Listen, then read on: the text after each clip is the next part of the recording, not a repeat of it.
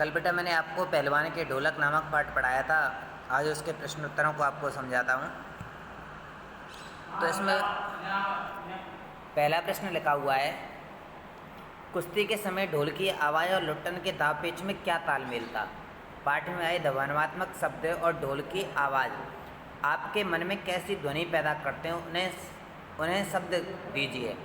देखिए यहाँ पर जो लुट्टन सिंह पहलवान था, उसके जो ढोलक की आवाज़ थी, तो जो ढोलक की आवाज़ और लुट्टन के जो दाव पेच थे, उन दोनों में ही बड़ा ही अच्छा सामंजस्य था, अद्भुत सामंजस्य था।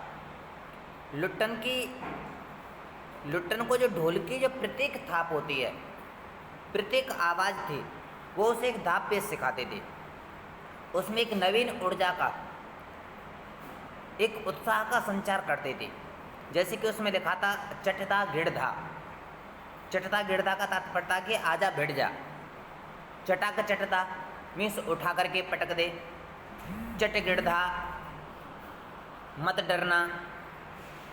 धना धाक धना तिरकट तना कि दाव काट बाहर आ जाओ। इस प्रकार के क्या थे उसके कुछ ना कुछ, वो उसको क्या करते थे, जो ढोलक थी उसकी जो थाप थी वो उसे सिखाती थी और उसे लड़ने के लिए तैयार कर देते।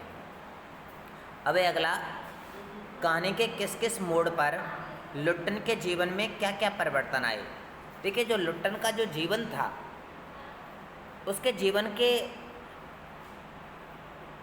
उस समय में उसे अनेक प्रकार के परिवर्तन दिखाई दिए।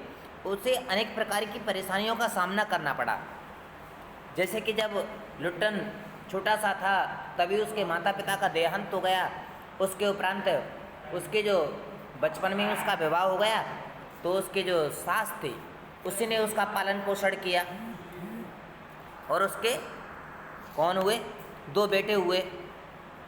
लेकिन कुछ समय बाद ही उसकी पत्नी का भी देहांत हो जाता है और जो लुट्टन था, उसकी जो सास थी, लोग उस पर अनेक प्रकार के अत्याचार करते थे। तो इसी कारण उसने पहलवानी की और वो चाहता था कि मैं बड़ा होकर के इनसे क्या लूँगा, पहलवान बनकर के इन सभी से बदला लूँगा। और उसने ढोलक के थाप से ही क्या सीखी थी, पहलवानी सीखी थी। तो इस प्रकार के उसके जीवन में अनेक परिवर्तन हुए। जैसे कि एक बार जब राजा के यहाँ पर वो आराम से पहलवानी करता था, लेकिन जब राजा का देहांत हो गया तो उसके बच्चे आ गए और उन्होंने क्या कर दिया, उसे अपने राजमहल से भी निकाल दिया। फिर वो गांव में आकर के पहलवानी इत्यादि सिखाने लगा बच्चों को। तो इस प्रकार से उसके जीवन में उसको अनेक प्रकार की परेशानियों का उससे सामना करना पड़ा था। उसके जीवन में अनेक ऐसी घटनाएं घटित हुई, उसके जीवन में अनेक ऐसे मोड़ आए जो कि उसका जो जीवन है अस्त व्यस्त हो गया था। आगे है लुट्टन, अगला प्रश्न कि लुट्टन पहलवान ने ऐसा क्यों कहा होगा कि मेरा गुरु कोई पहलवान नहीं, यही ढोल है। देखिए जो लुट्टन था, उसे पहलवानी सिखाने वाला उसका कोई भी गुरु नहीं था। उसने जो भी पहलवानी की कलाएं थीं, जो उसने सीखे थे, वो किसके माध्यम से सीखे थे, उस ढोल के माध्यम से ही सीखे थे। वो उन ढोल के थाप से ही वो क्या समझता था, उसे दाव पेच मानता था और उसी के अनुसार सामने वाला जो भी पहलवान होता था उसे वह चित्त कर देता था।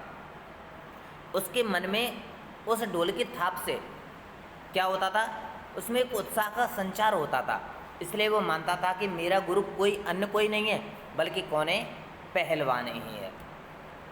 अगला प्रश्न लिखा हुआ है, गांव में महामारी फैलने और अपने बेटों के देहांत के बावजूद लुट्टन पहलवान ढोल क्यों बजाता रहा। देखो जब गांव में महामारी फैल गई तो चारों तरफ दुख ही दुख व्याप्त था, चारों तरफ सन्नाटा था। तो जो लुट्टन सिंह के जो बेटे थे, उस महामारी में उसके बेटे भी उस महामारी की चपेट में आ गए और उनका भी देहांत हो गया। तो लुट्टन सिंह पहलवान वो मान कर के चलता था कि अगर मेरे बेटों का तो देहांत हो गया, लेकिन शायद गांव वालों में मेरे इस ढोलक की थाप के माध्यम से शायद क्या आए, उनमें एक जीने की उमंग पैदा हो जाए, उनमें एक नई उत्साह का संचार हो जाए, उन्हें मुझसे शायद कुछ प्रेरणा मिले। जिससे कि लोग शायद क्या हो सकें, उस महामारी से निपट सकें, उसको चुनौती दे सकें। इसलिए जो लुट्टन सिंह पहलवान था वो क्या बजाता रहता था, हर समय ढोल बजाता, रात्रि के समय उस सन्नाटे में ढोल बजाता रहता था। आगे लिखा हुआ है, ढोलक की आवाज़ का पूरे गांव पर क्या असर होता था।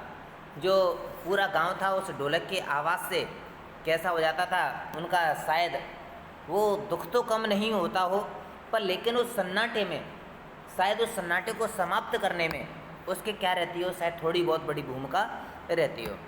तो जो महामारी से जो पीड़ित लोग थे, उनकी नसों में बिजली सी चमक जाती थी, उनके आँखों में जो दंगल का दृश्य था वो नाचने लग जाता था।